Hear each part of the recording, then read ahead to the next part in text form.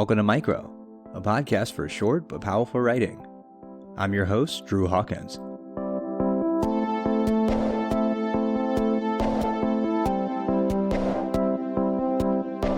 This is the first comedy special of Micro Season 2. Tired of 2021 and the drudgery of modern life? Stay a while. Kick up your feet. You won't get away, but you might get back together with your ex. First up is a very practical and very sensible relationship move in our opinion. It's called 13 Reasons I Got Back Together with My Ex During the Pandemic. It was written by Miriam Jayaratna and published by Little Old Lady Comedy on September 21st, 2020. Enjoy!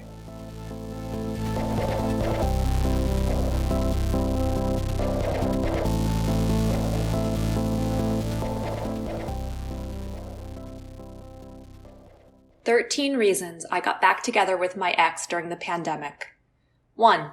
He lives with his parents. This used to embarrass me, but now I understand that he's putting frugality before dignity in these uncertain economic times.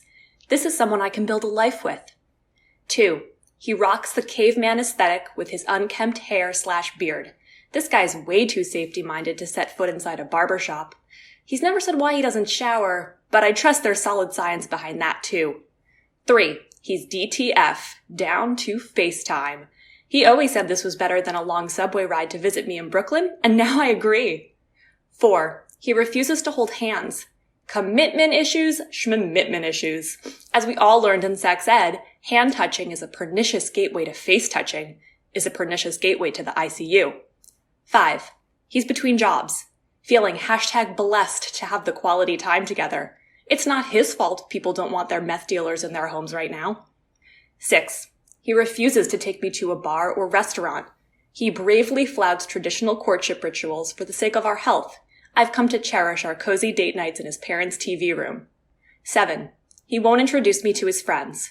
His friends work in schools, buy their groceries in person, and go to the dentist. No thanks.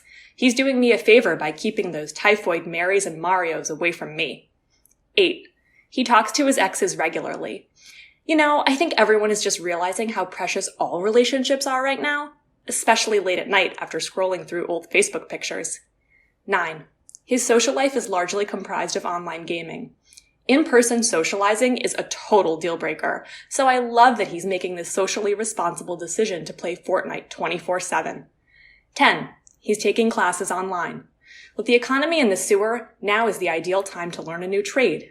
I used to think online universities were a total scam, but the Harvard Master's Program in Rick and Morty critical theory seems totally legit. 11. He runs for the shower immediately after we have sex. I appreciate that when it comes to getting physical, anyone could be the bad kind of super spreader. It's nothing personal. 12. He carries a flask with him at all times. He's assured me that the days of secretly swigging vodka to get through his niece's violin recitals are behind him. This is him being creative in the face of the sanitizer shortage. 13. He suggested going on vacation in his Uncle Jim's RV. We're excitedly planning our road trip to David Foster Wallace's birthplace in Ithaca. No man of mine is going to take me on a JetBlue germ rocket or a floating carnival death trap.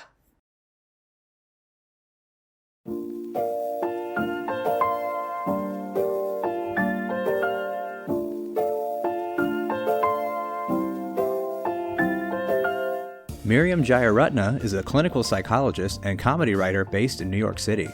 You can find her on Twitter at Jayaratna with 3 H's or on her website at miriamjayaratna.com.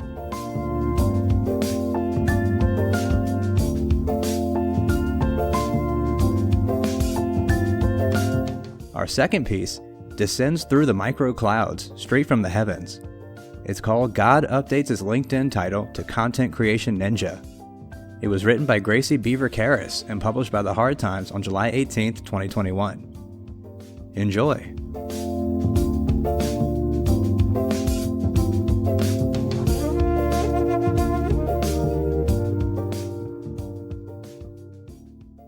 God updates LinkedIn title to Content Creation Ninja. Heaven. Local divine and benevolent deity, God, updated his LinkedIn profile yesterday, changing his title to Content Creation Ninja in the first step to rebrand himself and his organization, according to sources. God is a household name, said Jet Johnson, the career coach God hired for the strategic initiative. Brilliant dude. He invented, life as we know it. But he hadn't updated his LinkedIn for literal millennia. He's rapidly losing networking opportunities to Satan, who lured in connections with drugs, rock music, and some kind of demonic SEO. If God wants to be number one in the LinkedIn search results, he needs to stand out with an aggressive, modern personal brand like content creating ninja, or at least a multitasking rock star. God's LinkedIn page now states that in his role as supreme ruler of heaven and earth, he is also a commandment maverick, chief smiter, and literal evangelist. I just want to stay relevant, said God, who at Johnson's recommendation changed his profile picture from a Renaissance painting to a selfie holding a fish of his own creation. My personal brand was all old white guy with a penchant for flooding the earth, and it was not landing with potential connections. I did ask an employee to sacrifice his son to me, but I'm actually just a rad celestial being you'd want to grab a beer with. This new, hip lingo helps represent what I'm really about, and it's working out. Recruiters' prayers are already up 36%. St. Peter of the Pearly Gates, formerly God's senior VP of HR, now titled Top-Worthy Soul Guru, embraced the changes. My job here is to get the right people on the bus, and by that I mean the divine bus that takes the redeemed to heaven. We need to make an afterlife in paradise cool again, and that starts with the big man himself. His corporate mission statement is over 2,000 years old. I think we can all agree he desperately needed a makeover, yeah? At press time, Johnson had just recommended that God enlist Jesus to do some parent-child dances on his TikTok.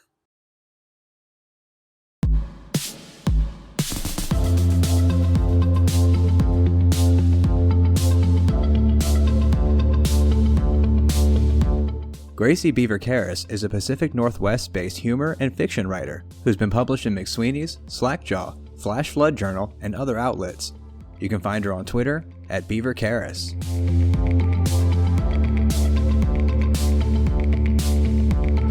With children and teachers across the country going back to school, our final piece is all too familiar, like the clacking of a macaroni necklace that your child insists that you wear.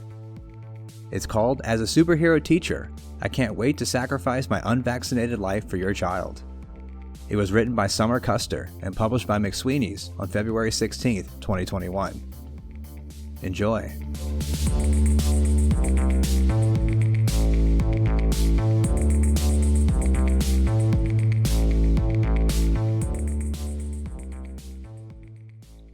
Many teachers' unions across the country are insisting that teachers be vaccinated before reopening schools.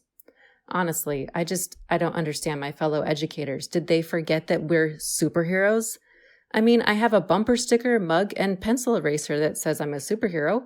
If novelty shops can accept this truth, why can't everyone else? As a teacher, why wouldn't I sacrifice my unvaccinated life for my students? Blessed as I am with superpowers, it is my moral obligation to field sneezes and coughs so that parents can pee in peace and wear cute pants without the peril of getting covered in Elmer's glue. Mere mortals can't survive the danger of working with little humans. Look at the poor parents drowning at home, pulling their hair out. They need a break. They need therapy. They need someone to serve them a bologna sandwich with the crust cut off, to clean up the mess after they paint their feelings all over the wall with chalk pastel, and to tell them that they should be proud of their work. Teachers, on the other hand, do not. We are David, and this crisis is a Goliath that only superhumans like us can defeat. Victory calls. No, we do not need a vaccine first because there is no time to waste. The fate of humanity rests on our shoulders. Come on, teachers. We can do this. We've done it before. COVID's got nothing on the mental and emotional toll of psyching up our bodies to be human shields in the event of an active shooter. We've wiped noses, dried tears, and doled out hugs during flu season after traumatizing our students with active shooter drills. We've nearly exploded our bladders and sacrificed our lunch so hungry students could eat. We've sprayed down every surface with bleach until we saw double and perforate our esophagi. Just as Batman fights the Joker and Spider-Man battles the elementals, teachers confront the black mold and asbestos that lurk in our classroom walls. Why do we do it? We do it for love. Free bumper stickers and Facebook posts expressing how much everyone values us during this time while they send their unvaccinated children back to school. We do it because we are modern-day superheroes who make on average $60,000 a year with 6+ years of higher education debt and interest that we're still paying off. So, teachers, let's buck up and stop crying about not getting vaccinated. Instead, let's put on our capes, double masks, and face shields, and set up some plexiglass and a couple of HEPA air purifiers. Well, okay, maybe not HEPA filters. We can't afford those. Look, the world needs superheroes, and we must answer the call. It's selfless work, but someone has to do it. Besides, just think of all the thoughts and prayers that will be lavished upon us.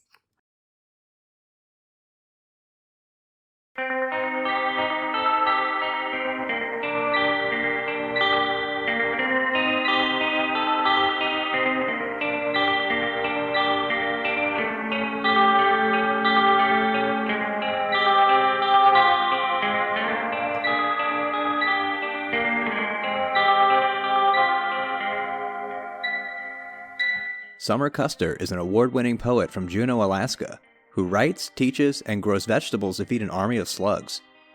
You can find her on Twitter at summerisferal, on Instagram at simsumma, or on her website at summerkoester.com. Micro is edited and curated by Dylan Evers. Our social media is managed by fellow curator M.M. Kaufman, and the show is produced and hosted by me, Drew Hawkins. You can find all of the information about this episode's writers, their featured work, and the publications where they were published, as well as a transcription of this episode in the show notes. Find more of our shows wherever you listen to podcasts, check out our website at micropodcast.org, and follow us on Twitter, Instagram, and Facebook at Podcast Micro. Thanks for listening.